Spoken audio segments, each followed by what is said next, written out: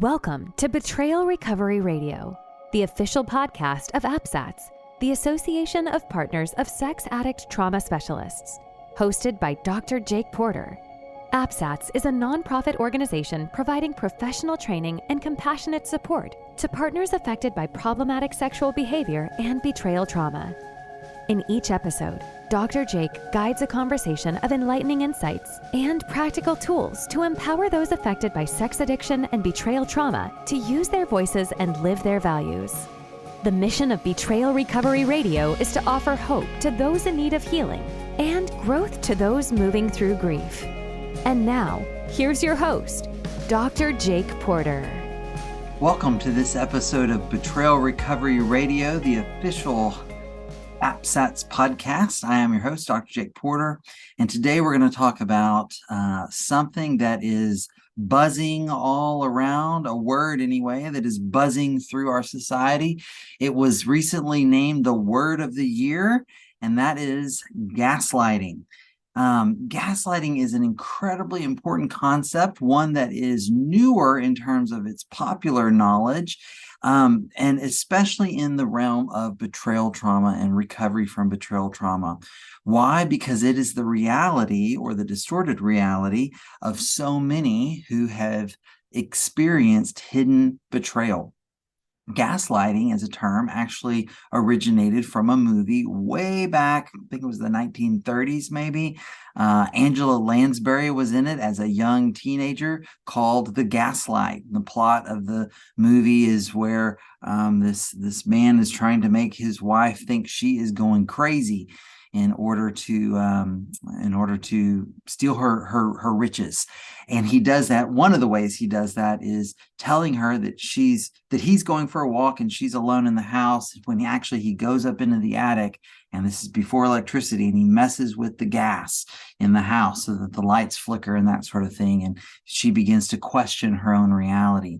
Well, today we have a leading expert on the topic of gaslighting joining us, Sarah Morales, who is a board member of APSATS and a certified APSATS coach, is well known for her work on the subject of gaslighting. She's been coaching individuals and groups professionally for 10 years. During that time, she has contracted with numerous different helping professionals. She's spoken at national conferences. She's been on lots of podcasts, all talking about her gaslighting expertise. In 2022, her gaslighting specialty culminated in her Deconstructing Gaslighting offerings, a free video series, signature 12-week course, and podcast, all aimed at empowering others to better understand and identify gaslighting in their lives and relationships. Sarah's passion to empower others to transform their lives fuels her work with her clients and pushes her to continue developing new programs on the cutting edge of helping others grow to know, trust, and love themselves more than they knew it was possible. Sarah is brilliant. I love my conversations with her, and you're going to really enjoy this conversation on gaslighting today, particularly as we talk about how this concept, as it is getting so well known and the term is spreading like wildfire, how it is often misused and some of the dangers of that. So I hope that you will really enjoy and get a lot from this conversation with my friend and colleague, Sarah Morales.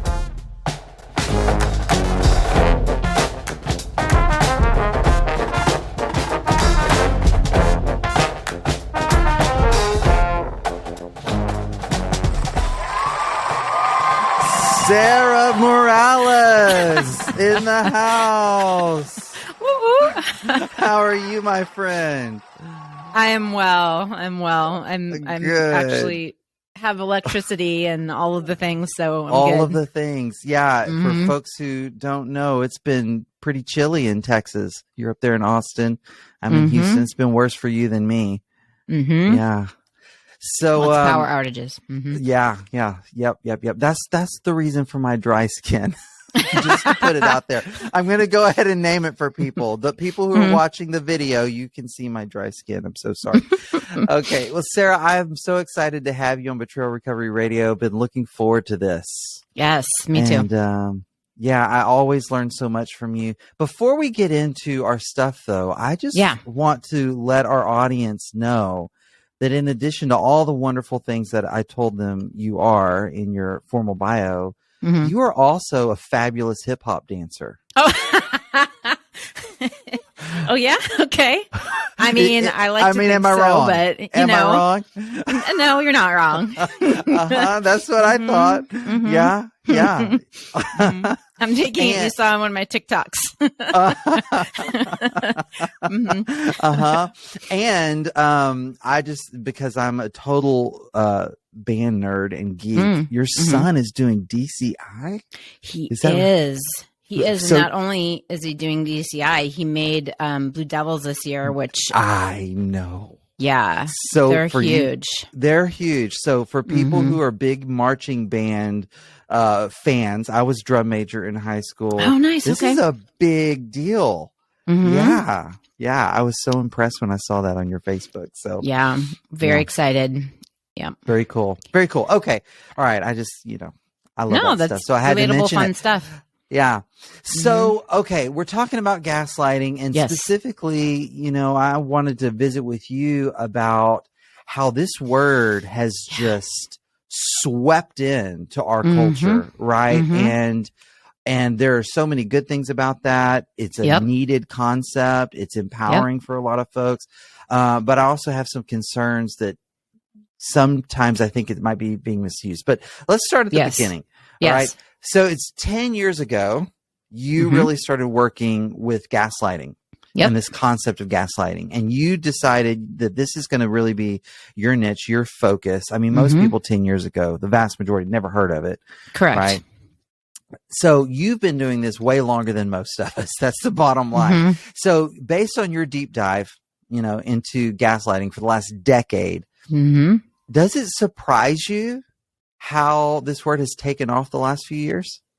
It doesn't actually. I think as humans, we search for and seek out words to help us define our experiences, right? And that's how it was for me. When I first stumbled across the concept, I was like, oh my goodness, there's a word to help me now name what I've been experiencing.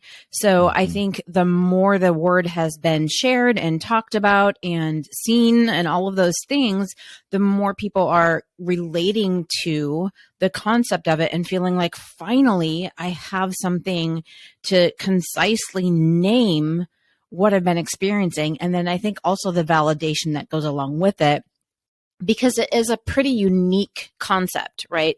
There aren't very many other concepts where it's like, why do I feel like I'm going crazy? Oh, this explains it, right? Like there aren't too many mental health issues that I should say, right? Like if we have imbalances, whatever, those types of things that I let all y'all therapists take care of, right? Like, outside of something like that, there isn't too many words that describe it. So I'm not surprised at all, right? Like I felt like I was a voice in the wilderness for such a long time, trying to get the information out there. So yeah, no, I'm not too surprised at that. Yeah. Well, you were a voice in the wilderness. I really did learn a lot about gaslighting. I had heard the term, but I didn't really begin understanding the more complex nuances of it until I heard from you and a lot of your stuff. So thank you for that. Yeah, of course. And so now, it's really taken off. 2022, it was Merriam-Webster's Word of the Year, which is incredible. So, so now what are your thoughts as you're hearing about gaslighting being this buzzword, being the word of the year, being so much in the forefront? Yeah. So as with any word that gains, such huge popularity so fast, there are both pros and cons, like kind of like you just said, right? Like I'm really glad. And I also have some concerns and I'm like, yes, me too. Right. When that happens, right? Like there are a lot of people. Well, actually, you know what? Let's back up and let's start with the positives. For me, the positives are bringing awareness, right? Like people that are stuck in relationships where this is happening. I'm a firm believer that if there's chronic gaslighting happening in a relationship, it's next to impossible to leave it. If you don't know that it's happening, right? Because we become so disconnected from our own truth and our voice and our place of authentic power. It's really, really hard. Both from my own personal experience, I don't think I would have left as messed up as some of the stuff my ex did. I don't think I would have. And a lot of my clients have said the same thing. Like, I don't think I would have left if I didn't know about this component of gaslighting. Right? Like dealing with all the other things are good, but for them, that was the crucial bit. And it has been for me, which is one of the reasons why I chose to focus on it. So it has brought an awareness, right? Where people now can go and they can pretty quickly and easily find videos and, definitions and, of course, TikToks like mine, or like different things like that. And so again, it's giving people a starting place, and it's so much easier to find than it was 10 years ago when I first found it. Right. Mine was totally happenstance. Now it's easy. So to me, that's one of the most positive things. I don't know if you see any other positive. No, I mean, what you said, I would agree with, and what came up for me as you're thinking about it is, or you were talking about it, I'm thinking, I mean, this is one of the most powerful things about language, even with emotions, right? The moment I name what I'm feeling, the word is like a container. Yep. Words are containers. It contains the experience. It makes it a concept. And now I can do something with it, right? When it's unnamed and it's just out there, it's like this nebulous force. Yes. And I don't know exactly what I'm dealing with and how to move through it, what it even is. Name it something. Okay, I can do something with that. Absolutely. Yeah. Exactly. So those are some of the pros, right? So I almost said prawns, which are like pros and cons. I love it. We'll do those next. I will do those. The cons for me is, again, when something is made so big so quickly, and especially something like gaslighting, which to me is very complex and very nuanced. People think they understand it before they actually do. Right? Like they'll read a few blogs, they'll watch a few videos or whatever. And like, okay, now I know what gaslighting is. Now I can go and I can tell other people. And like, there's inaccurate information floating around, and there's what I would call incomplete information floating around.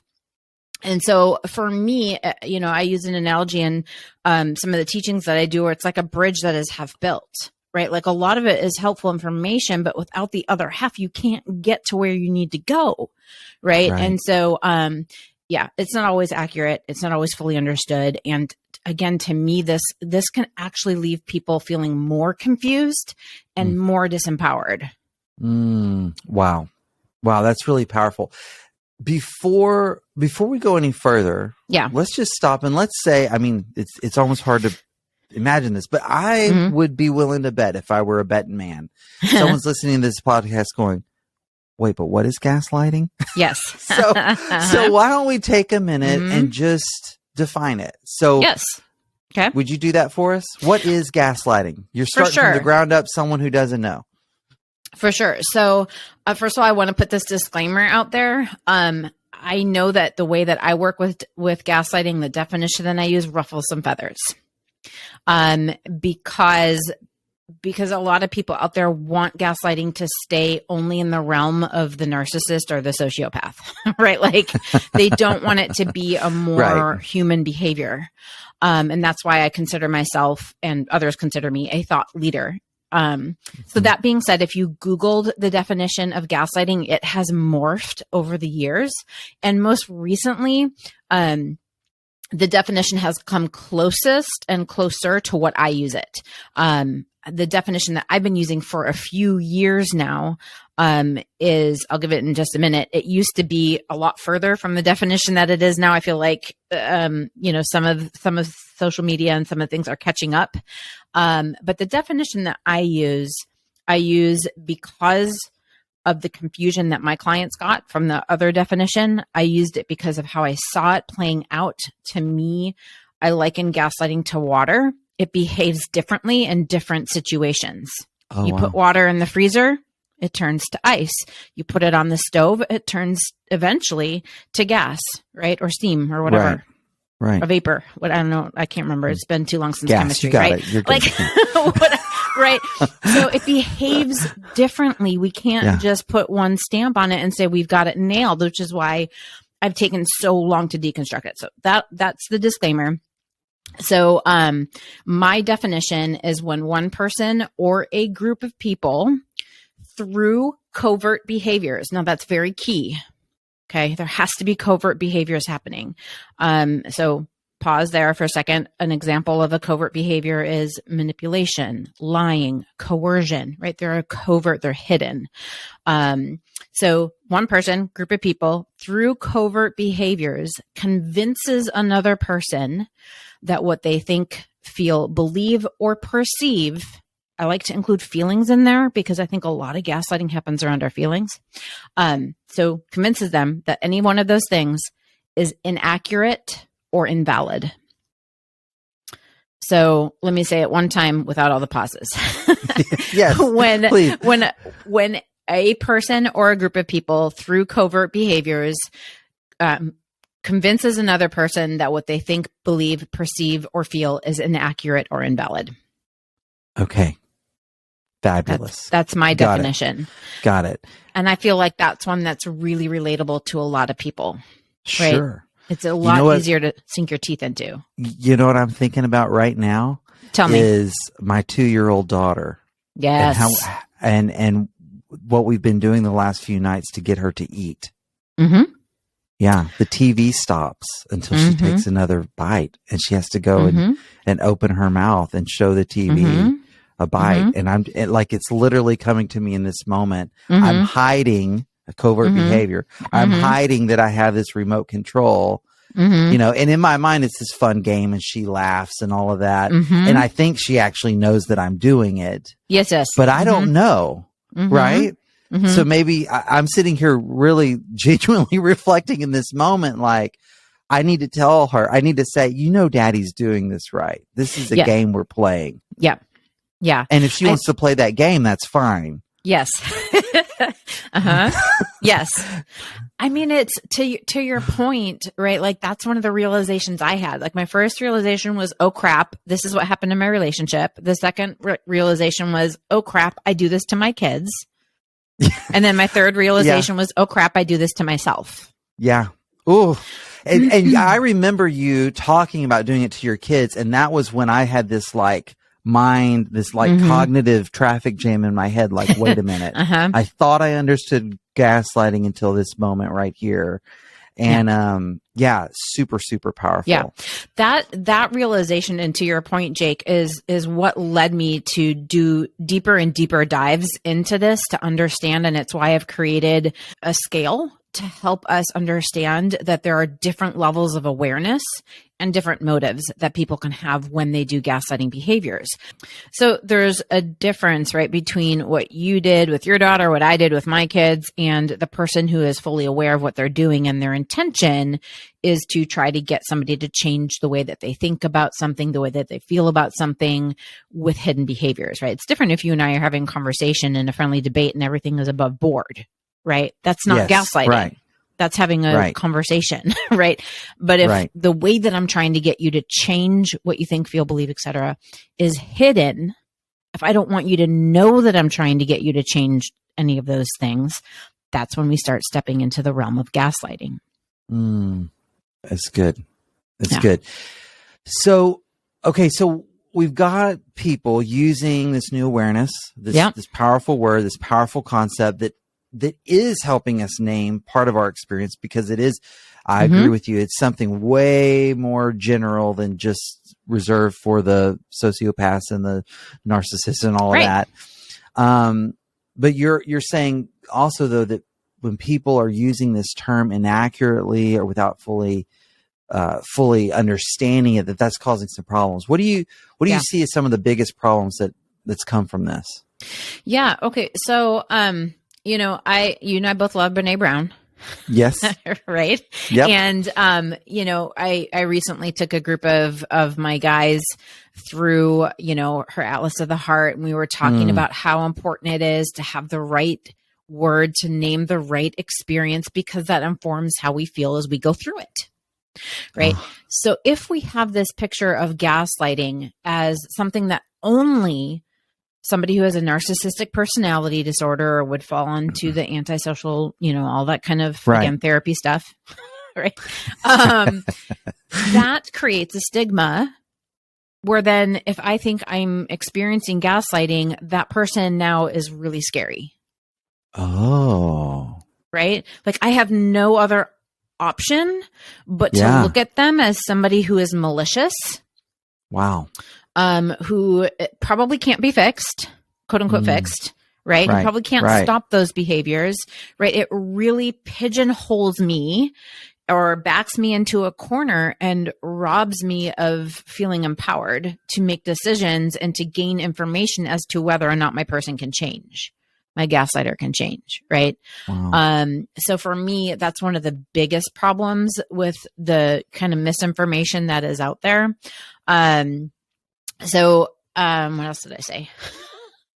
Well, I've never thought of that one. And I've thought through this topic before. I talked with you about, can we talk about this, Yeah. But that's one I had not thought of. Mm-hmm. That is, but now that you name it, I actually can see that. I can see how I have clients I've worked with who, because they've experienced gaslighting, they come to conclusions about their partners. Yes. And then therefore their relationships. Yes. That I don't think line up clinically with what I'm seeing and what I've assessed. Yes. That's super powerful. Super powerful.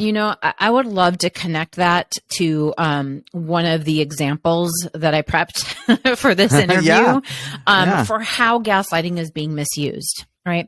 Okay. So it's very easy to Google, like I did it this morning again, because I'm like, let's see what's out there right now, because it changes. Right. Sure. So current common gaslighting phrases. Right? What are some common gaslighting phrases? And these to me are some of those half bridges that are built that make people like your clients think my person is malicious, right? Because my person tells me all the time, I didn't say that. That's a common gaslighting phrase. I think I said that to my partner the other day, right? Like I was not gaslighting them. I literally did not say that. So what happens next is what's important. Then I go in then and say, so you have no right to question me. You have no validity in your feeling, right? Like you can't just take these phrases and label them as a gaslighting phrase, because it takes context. It takes understanding of the patterns that surround those. Like there's so much more there than just that common phrase. Another one that I pulled up was, you need help. Now, if I'm saying that cold and maliciously and I've got nothing wrong with me and you're the only one who needs help, then it is a gaslighting phrase. But if I'm stuck in a pattern with my partner and we both need help and the other, maybe one of them's like, I don't think I need help. And I'm like, I actually think you do need help with this, right? Like I get to say to my partner, my person, my kid, anybody that I'm like in relationship with at that level, like, I really think you need help about this.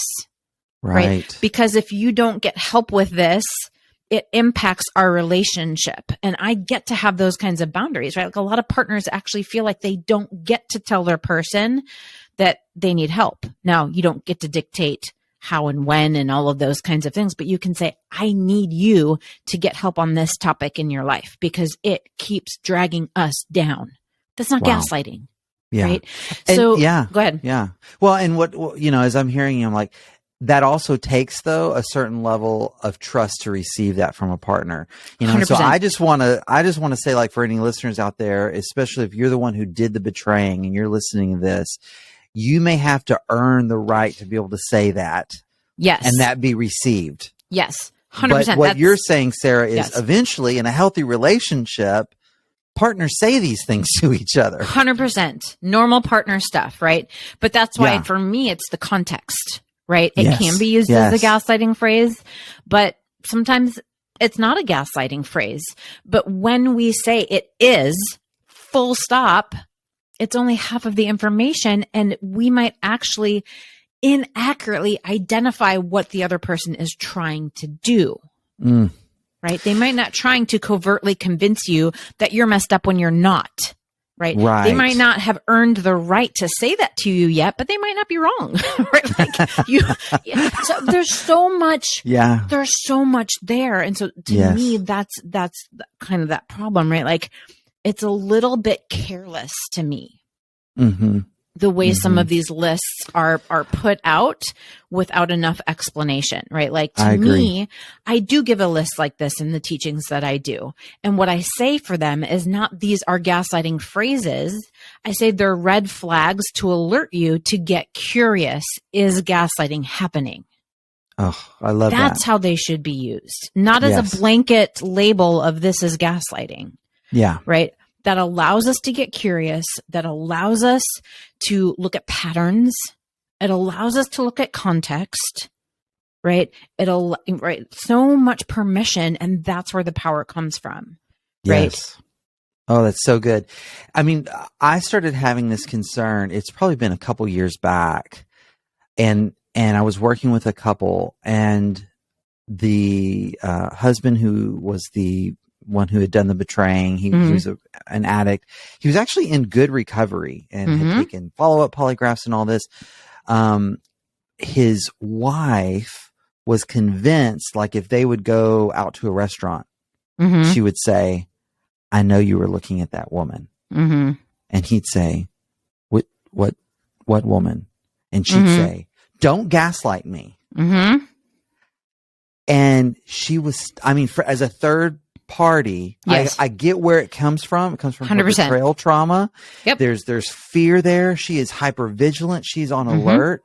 But what I saw was that her misunderstanding of gaslighting was keeping her from doing exactly what you just said you coach your clients to. Get curious about what's going on here. Because in her being able to say, "You're gaslighting me by saying you didn't see that woman," it kept her from being able to enter into a conversation with him of, when we're in crowds and there are women around, I get really scared and I don't know where you are. Yeah. Yeah. Right. Yes. Yes. And, you know, to your point, when I'm because I work with both the betrayed spouse and the one who does the betraying, the addict and the all that kind of stuff. I work both sides. And when I'm working with a person that is trying to learn how to stop gaslighting, we talk about formats for conversation, right? Because sometimes gaslighting, there's no kind of the covertness of it is almost that the person that's doing it doesn't know that they're doing it because they just suck at communication. Like, they're really they're unaware of how to actually say something that is a validating statement because they're so far behind, you know, emotionally, and they're trying to catch up and all of these kinds of things. And to your point, it's also valid that the other person got triggered because prior to their good, solid recovery, they did these behaviors. That's right. There's real history there. Exactly. Right. There's a difference between, you know, someone being afraid of, you know, a sudden stop at a red light when they've been in a car accident, right? You have an experience that informs your fear in the moment of a quick stop. That's very different than me being afraid of getting, this was a valid fear I had the first time I flew over the ocean, the plane crashing, and not me dying by the plane crashing, but dying by being eaten by a shark. Interesting. You know, I saw Jaws when I was way too young or something. I don't know. But the point is, right, like what we're talking about in this situation with partners is when you've experienced something for years and years and years, and now you're experiencing something that feels similar, right? Kind of like that car accident. I'm feeling a screeching halt in a vehicle, and I've experienced that before, and that led to harm for me. This feels similar, kind of like the screeching halt, but I didn't get harmed this time, right? Learning how to differentiate those things is part of the healing that a partner does. Yes. Right. So how do we do that when we're being told even the screeching halt, right, is also malicious? That's kind of my point about the gaslighting, right? There is gaslighting that is done with intention to hide, to confuse, to redirect, all of these kinds of things. And then there's gaslighting that's done because it's habitual. They don't even know that they're doing it.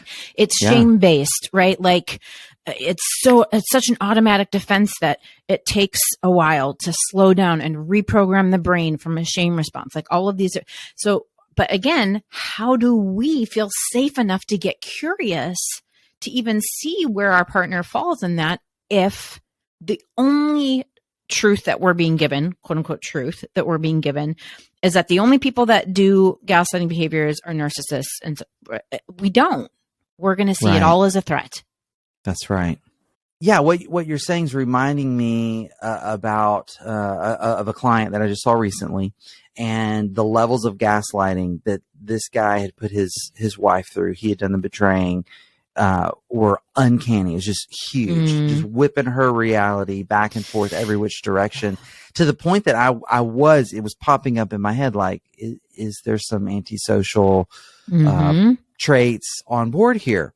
As we explored, though, what I learned is this guy had early abuse starting at the age of 3, parents who gaslit him, huge shame-based family system. And he had never known anything else. And what eventually came out that was so powerful, and this goes back to something you said earlier in our conversation. He wasn't just, gaslighting her and people around him. He was gaslighting himself. Yeah. Can you speak a little bit to that ability we have to gaslight ourselves? Because I think that's super important. Sure. I mean, I think, for me, curiosity is close to, if not my number one value. And one of the reasons why is because, for those of you who know this book, I'm going to reference the 4 agreements. This is one of the places where when I was reading that, I'm like, this guy's talking about one of the reasons why we self-gaslight. And what he says in this book is he talks about how we're basically kind of domesticated animals, right?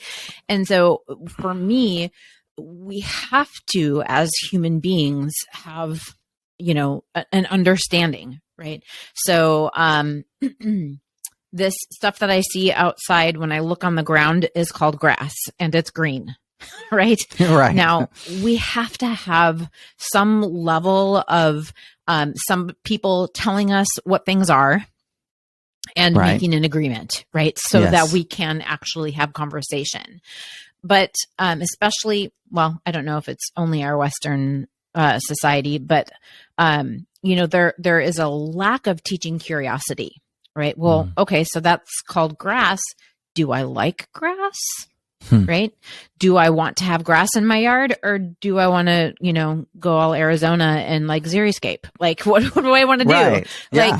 Like, we're not taught to get curious where we can, right? So then when somebody comes in and tries to define for us things, and typically it starts at a young age where you have people that are in places of authority or places of power who might tell you anything from what a respectable job is to what you should look for in a partner. I mean, all of these different things. And because they're people that we love or we respect or are in a place of authority, we say, okay, because that's kind of what we've been trained to do, right? Instead of sinking in and saying, okay, but is that the kind of job I want to have? Whether it's respectable or not, is that an important value to me? Respect. Maybe it's not. Yeah. Maybe I'd rather wake up and feel joy every morning than respect. I don't know. Right? Like, yeah, some of us get to have both, but like you. But the point is, right, like for me, how this plays into self-gaslighting, what it does is I'm going to speak now as a woman, right, who grew up seeing images of what is attractive. Right. And instead of feeling like, you know what, I get to love my body however it is, whatever weight it's at, whether I have injuries and I'm, 20 pounds overweight, or whether I'm fit and, my ideal weight. Like, I get to love myself no matter what, right? Like, we don't, when we're kind of defined for us, what to believe, what to think, how to feel about certain things, it keeps us from connecting to our own truth, right? So we internalize. It might have gotten a little bit complicated, but basically what happens is these external gaslighting messages happen often so hidden, right? Like, nobody actually came to me and said, Sarah, you should want to be at 5'7". That's how tall I am. You should want to be 120 pounds. Nobody told me that directly, right?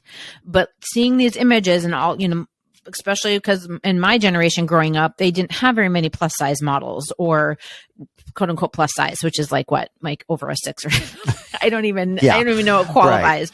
Right. But the point is, like, it wasn't direct, but these indirect messages I was bombarded with, then internalized.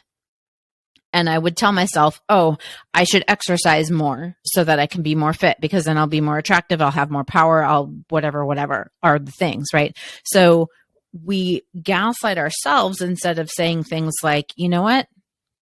Maybe I just want to be happy being me, right? Like, maybe I don't want to try to conform and put so much effort and energy and thought into looking a certain way.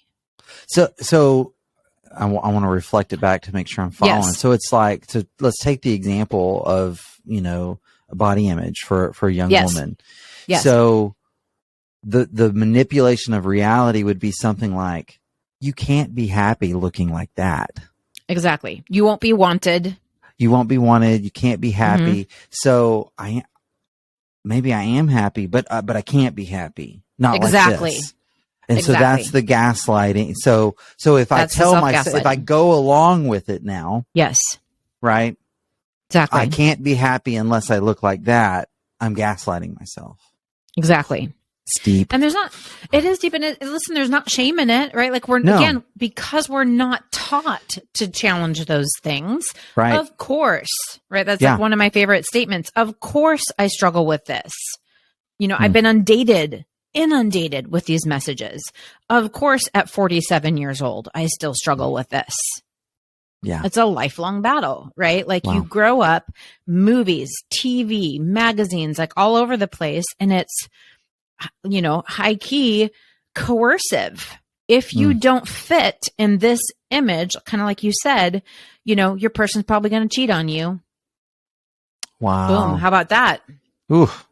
How can you satisfy your person? Send a shiver all the way down me. Yes. Yeah. Powerful. Right? Instead of like standing in our power and being like, I am amazing, right? Like, I am powerful. I am beautiful. I am loving. I am all of these kinds of things. And this definition of attraction, I reject for me. Yeah. I will never be 6 feet tall and 120 pounds. I will never be. I will never even be 5'7" and 120 pounds. I just won't. Right. I reject that definition. This is one of my favorite sayings. Nobody gets to define for me my reality. Mm-hmm. Nobody. I'm the expert on me. Right. But we lose that. We're told we're not. We're told we can't trust ourselves. We're told, we can only trust this part of us, our brain, right? For those that are listening and not watching. Yes. Right. Yes. We're not told that we can trust our body or our heart. Yeah. Right. And to be able to hold on to that truth, nobody gets to define my reality with me without letting that swing you all the way over to some of those mistakes we were talking about earlier. Yes. Of, therefore, if you say something I don't like or agree with, you're gaslighting me. Exactly. So there's a humility and a curiosity. Yes. That has to be onboarded with that certainty. A balance. 100%. Yes. Yeah, I love what you did, because I use that with my clients a lot too. We talk about the pendulum swing, right? And our goal is to find alignment. Our goal is to say, nobody gets to define for me, but that doesn't mean I'm not open to hearing what other people might have to say. That's right. That's right. I'm still going to consider if somebody says, Sarah, I think you're being a little bit harsh with what you just said right there. I'm not being like, you don't get to define for me that I was being harsh. I'm going to be like, okay, I don't think. I'm going to check in with myself first. Do I think or do I not think I was being harsh, and why? How do I define harsh? Because maybe I was being harsh to them. Two people, this is one of the biggest keys about gaslighting that I see not happening, is it is possible for two people to experience the same thing and have different perceptions and both be right. Yes. Yes. Can we get some applause for that, folks? Thank you. Thank you. You're welcome. I mean, as simply as, I had a colleague telling me about a couple that got in a fight over the color of a bathroom counter. Yes. Right. Because the guy thought it was one color and the wife thought it was another color. And because he wouldn't agree with her, she's like, you're gaslighting me. So they actually ended up calling like the maker of this countertop to get the name of the counter to see if he was trying to gaslight her. And he was actually right. He was saying the right color. But, I've gotten in conversations with people. First of all, I'm not great at naming colors. But second of all, like, I remember having a conversation with my partner multiple times about this one pillow that we have. And I thought it was gray and they thought it was beige. Oh, this is my wife and me. I mean, I'm like, that's brown, that's gray, yes. that's black. Right. No, it's dark brown. Right. And right. you know what's crazy? Yeah. Our brains could literally see the color differently. Well, and not only that, right? Like maybe I don't have as much color awareness as my partner. Sure. Who's Differentiation. Artistic, yeah. Right. Yeah. Like, okay, like they might see 10 different colors. I might see they're all brown or they're all gray. Like, what are you talking about? Right. And there's like 10 different colors that they can name. Right. So that's an important part, right? Like understanding that because someone is having a different perception doesn't mean they're gaslighting you. They could be. Again, that's that curiosity place. Yes. And how that connects back around to self-gaslighting is a lot of us have come into relationships with different vulnerabilities. And this is one of my favorite places that I get to teach with and work with people. Mine, I consider myself a rather intelligent person. I don't know how this goes with also being super gullible. I don't know how they go together, Jake, but they do. So I was super gullible for a really long time, like a really long time. And if somebody just seemed really certain with what they were saying and it was different than what I thought, I'd be like, oh, well, I must be wrong. Wow. Because they were so confident and, I didn't have the confidence that I do now, right, to check in with myself and be like, well, I wonder why they think that. Like, why is that their reality? Like, why do they feel that way and I feel different? Why do I feel different? Not, oh, I must be wrong. It's like, what is going on here? Why is there a difference here? That doesn't mean I automatically I'm either right or they're either wrong. Again, right. That's why curiosity has become such an important value. I tell my clients to become like that annoying 3-year-old. But why? It's coming, Jake. It's coming. But why? What is that? That's the sky. But why? Why is it this? Right? It's like continually asking these questions and not stopping with the first answer. That's so good. Thank you. Asking more and more questions. So let's kind of lay this out. Yes. Zoom out a little bit. Yes. There's a journey to get there, right? People aren't going to listen to this and go, oh, and be doing these things that you're talking about. Right. So how have you seen people's journey with discovering gaslighting go? If this is a new course for somebody, lay out the terrain for them.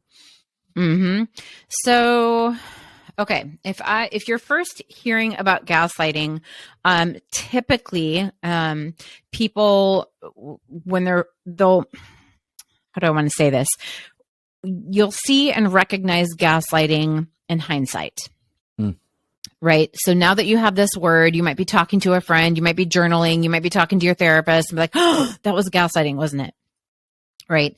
The more you study it, the more you learn some of the types of things I teach, right? Like the different techniques and tactics, and you get to see the different moving parts. I liken gaslighting to a grandfather clock, right? So the more that it's moving, the different pieces, right? Like the more you understand the different pieces, the more you can see things. You can see it in real time. Oh, this is gaslighting. It's happening right now, but I'm not quite sure what to do about it.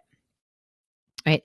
And then the next bit is being able to understand what are the things that trigger gaslighting experiences, right? Like with different couples, for example, it might be different topics. Sure. Some people get triggered and might do a gaslighting response when they're talking about recovery, for example, or finances, or how to parent the children when there's different opinions or different realities or different feelings about how to parent the children, right?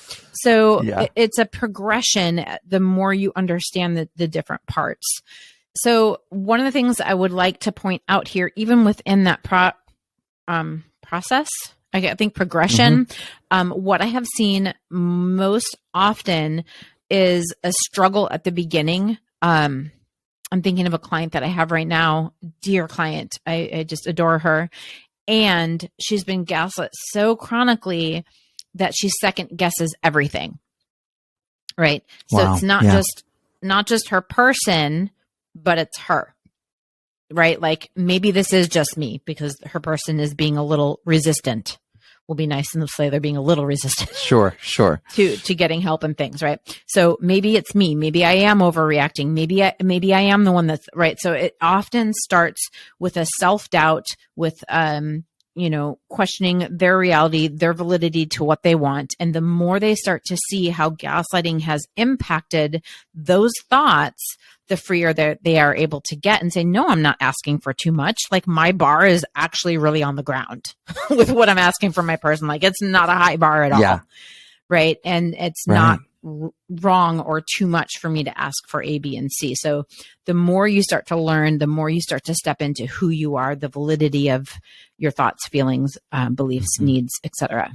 And when do you see that begin, that shift for people? When do you see that start to happen usually? That's a good question. So for me, many of my clients, when they first come to me, they come to me because they're desperate, right? Everything they've tried is not working. Right. They cannot get clear about things. They cannot. And a big part of it is they feel like they can't get their person to stop gaslighting. Right. So for me, when people really start to shift is, again, kind of what I just was saying, where they learn how to, and this is where, sorry, I'm going to pause here and say what I love about following you on social media is, how attuned we are and the things that we like to teach, values, boundaries, and then for me, throw in the gaslighting, right?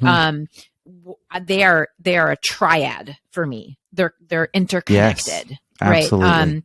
Because one of the things that happens with chronic gaslighting is when we try to have effective boundaries, we can't hold them. And so when people start to recognize the gaslighting and are able to stand in their boundaries, to me, that's when the biggest shifts start to happen, right? When they're not talked out of their boundaries. Yes. I thank you. I didn't know where you were going to go with that question, but it's great because that is what I tell people. That's where you have to boundaries. I can even learn to just start do the actions of boundaries, even if my inside needs to catch up to it. Yes. But I can begin changing the system, changing the dynamic with some good boundaries. Yes. Yeah. And this is where the gaslighting part comes in, because if I'm having a session with you, for example, Jake, and, you're like, Sarah, I really think you should have a boundary, or consider having a boundary around this. I think it would really help with your safety and your blah, blah, blah, blah, right? Whatever you would say. Right. And I'd be like, yes, I'm going to go home and I'm going to do that tonight.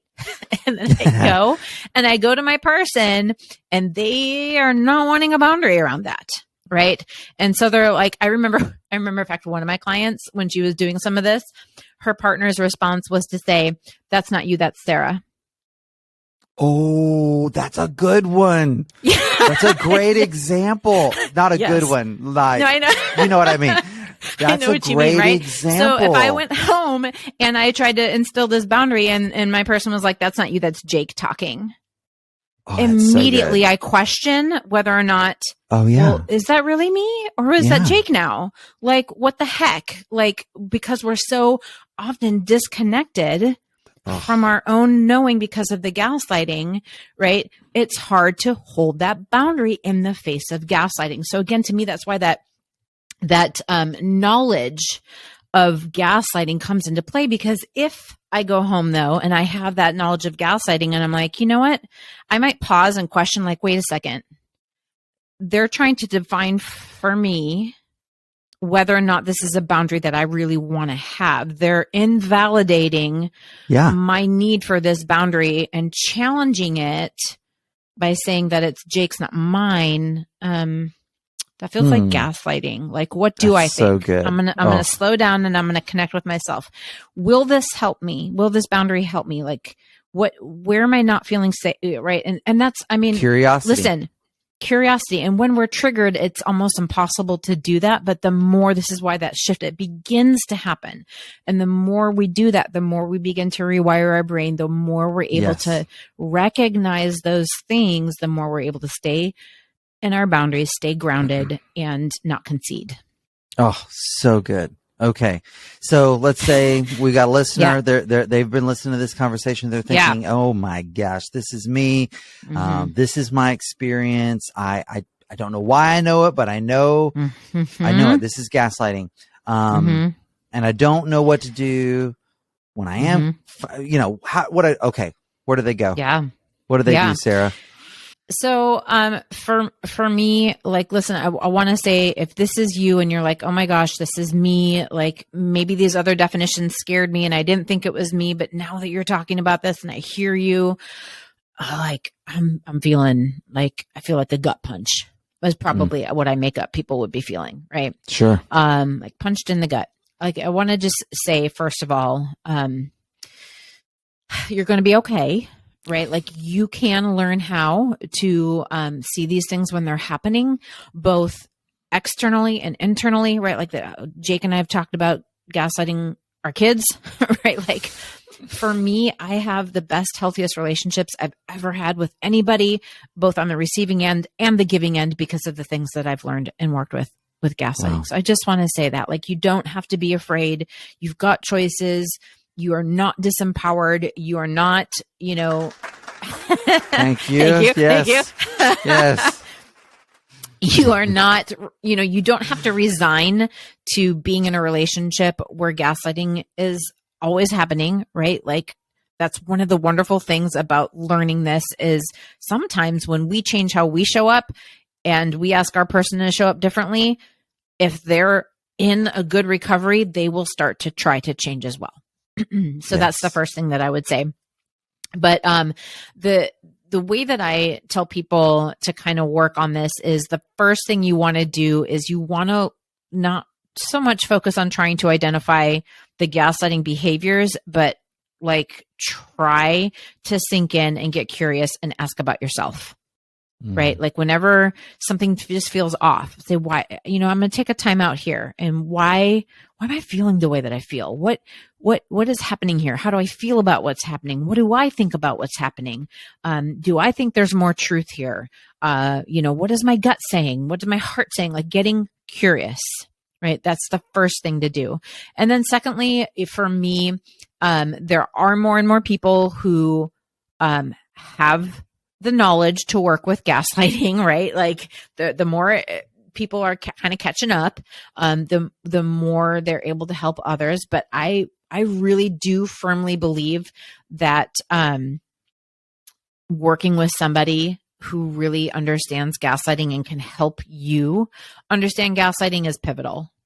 Sure. Right? Like, find someone who can be your, like, guide through the jungle, if you will. So how do they find you, Sarah? Well, how do they find me specifically? Go to the source. Yes, I would love it. On that note, even if you already have an amazing therapist or coach, I do have a course that is available at in my opinion, a very reasonable price. You can go through it with your therapist or with your own coach. You don't have to pay for me for my time. Right. But if you want my brain on your situation, there are a couple of options that you can go through the course as well. I I have a number of offerings that I'm really, really excited about. I've been tweaking them and leveling them up for the better part of 5 years. And I'm really excited about my current offerings. You can find them all on my website, sarahmoralescoaching.com. I'm also, honestly, putting out a lot of short but good content on my TikTok. I'm really having fun with that medium, and putting out a lot of great information. How would you respond to different gaslighting? Like just a bunch of different stuff. So my handle there is Sassy Sarah Deconstructs because I like to be a little bit more playful there, and my sassiness definitely comes out. But yeah, I want to get this information in the hands of as many people as I possibly can, because I believe it's so life-changing. So if you want to work on it with your own safe person or your own safe group, I've made a way for that to happen as well. Yeah. Yeah. So, and I just want to say to all of you listening or watching, I have watched Sarah's work and watched the evolution of it. And I've watched her pour herself into, as she said, leveling up her offerings. Yep.